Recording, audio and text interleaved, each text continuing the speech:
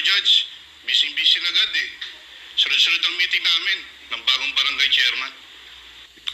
Si Andoy. Kaibigan ko yan. Ganun ba? Ikukumusta ka sa kanya. No need. Hindi naman nakakalimot yan. Hindi rin man ako nakakalimot sa'yo, Judge. Aba, dapat lang. May election protest para nakahain sa akin yung naging kalaban mo. Yun na nga eh.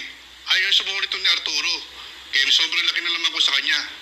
Hindi rin siya makakahabol. Kahit bilangan niyo pa yung resulta sa ibang presinto. Pero hindi yan ang sinasabi ng batas. May mga reklamo pa nakahain sa mga presintong nabilang na. Dapat maayos ang mga yon. Kayang-kaya mo nang ayusin yan, Judge.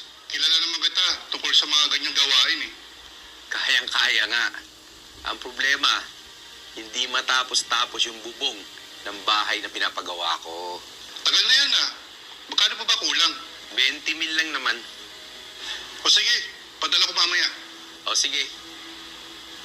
Padala mo na dun sa court interpreter ko, si Caridad Monfero.